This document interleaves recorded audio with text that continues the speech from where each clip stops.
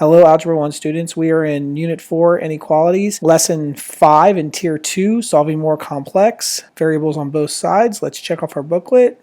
Hello, Algebra 1 students. We are in Lesson 5 of Tier 2, Solving More Complex Inequalities with Variables on Both Sides and more steps. So with some inequalities, we must first get the like terms on one side of the inequality equation.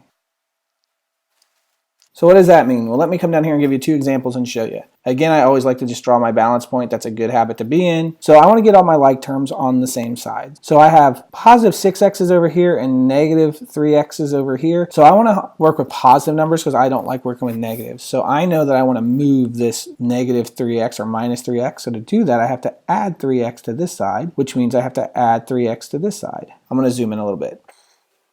And when I do that, I get 9x plus 1 is greater than or equal to, and then 10 is left over here because these cancel. Now I want to get rid of this 1 and get it to the other side. That way I can combine the like terms or the constants. So to do that, I subtract 1 from both sides, and I get 9x on this side is greater than or equal to, and then just 9 because 10 minus 1 is 9. Now to finish up here, I divide both sides by 9.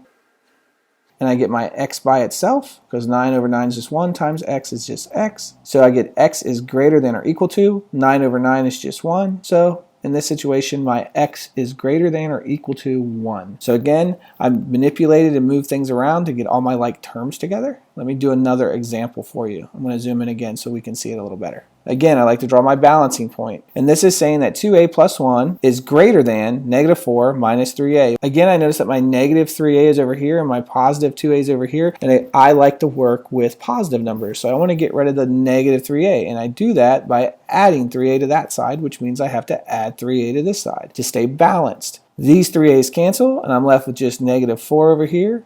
And then over here I have 2a plus 3a, which gives me 5a's plus 1 is greater than negative 4. Now I want to get rid of this plus 1. To do that, I subtract 1 from both sides because 1 minus 1 is just 0, so that cancels those. And that leaves me with 5a over here is greater than negative 4 minus 1 is negative 5. Now to get this a by itself, I'm going to divide by 5 on both sides to stay balanced.